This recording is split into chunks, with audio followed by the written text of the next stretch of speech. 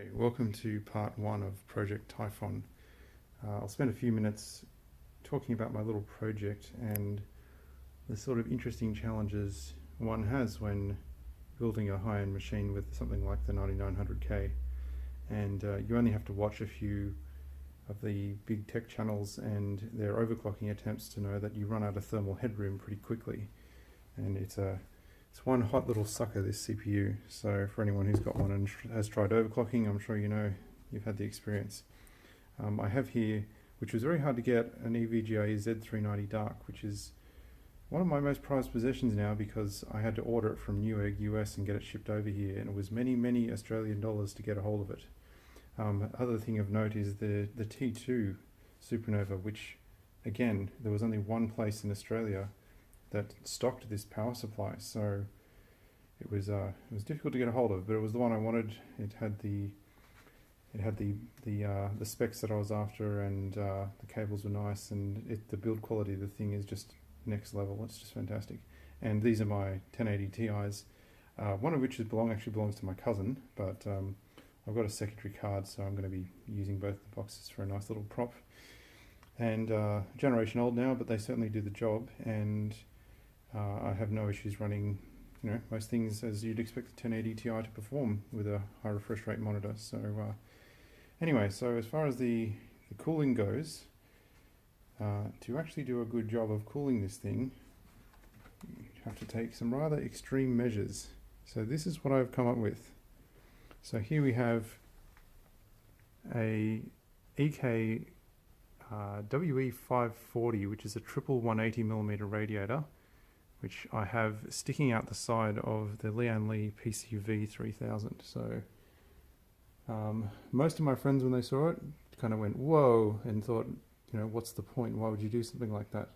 Like, well, once I've got everything in the loop and it's all connected, those big fans can spin really slowly and give me near ambient temperatures, at least for the coolant, while being pretty much inaudible. So there is the main event once the video focuses. Z390 Dark with the EK block on it currently, and this is a test build just to see, obviously to make sure everything works, to make sure all of the water cooling components are good and nothing leaks. One of the cut 1080 Ti's in there, and this case, which normally has the drives up the back here in those ugly looking holes, I've stuck down here, and I'm going to fabricate a piece of sheet metal to hold them in place, but that's actually a very nice spot for them to go, with the power supply being on the other side. And it might be a bit dark around here, but power supply there. So, and as you can see, the radiator is currently sitting literally on the side of the case, if that actually comes out on video or not. So a quick tour around the other side, and I do have the front panel clipped on at the moment, and there is quite a lot of mess back here, which is serious work in progress. But this will be fixed. If it's visible, there is a dual D5 pump down the bottom, which is the EK unit. Again, this whole build is EK. So EK and EVGA is my jam apparently. And if I just pull this front panel off quickly, you can get a quick shot of the reservoir, which I've temporarily attached.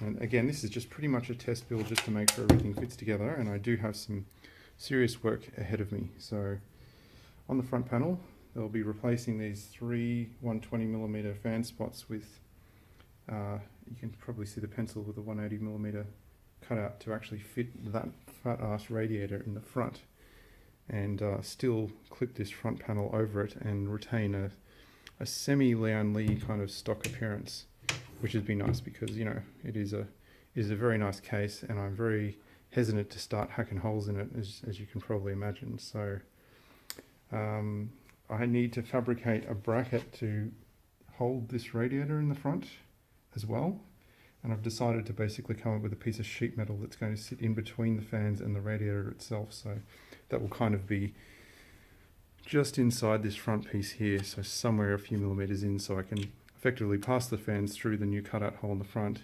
screw them in, and then there'll be another piece that'll go over the top, which will act as a fan filter to make sure the dust and whatnot stays, well, hopefully gets caught in the filter and doesn't get into the radiator and all through the case. It also needs a bit of reinforcement through some internal panels, because if I push, sorry about the video changing, but if I push this, see the case warp around.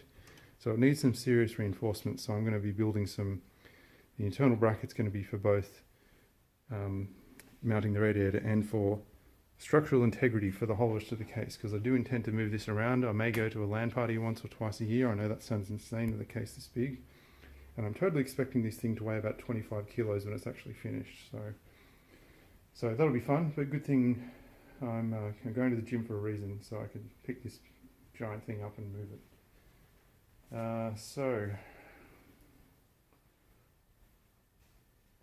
What else? Oh, these are, if anyone's wondering, they're AP181 Silverstone fans, 180mm air penetrator fans with the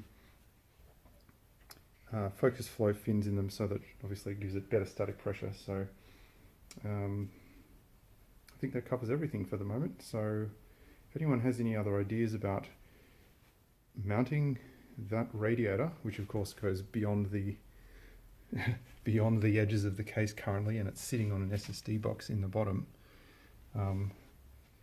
to mount that inside here, my best bet is to basically draw out a stencil in cardboard or something, take it to a sheet metal fabrication place and ask them to make it up for me. Get some of this laser, I'm going to have to rivet this internal piece out and get it laser cut, and then get the new internal piece and rivet the two bits together to both each other and the insides of the case. So I'll have to put possibly a hole or two up here and then a rivet through just to give it some strength.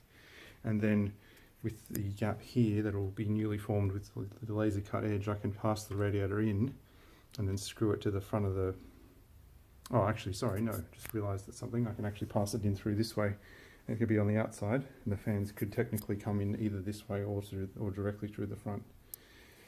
So yeah, fun project, and this is going to take a while, and I really should drain it because I don't have any corrosion or growth inhibitor in the coolant at the moment. It's just straight distilled water, and I'm sure it's not going to gunk up anytime soon, but I'd rather not give it a chance if I can avoid it. So what I should also do is a quick test run, because it does function obviously. So you get the lovely slow spinning fans, you get the Z390 logo on the front. Take the USB drive out, yes I did. And there is a Samsung 970 Pro in here, which is hiding underneath the video card. Once it boots, I mean of course it's going to take longer when you're watching it. Oh, Windows Update of course.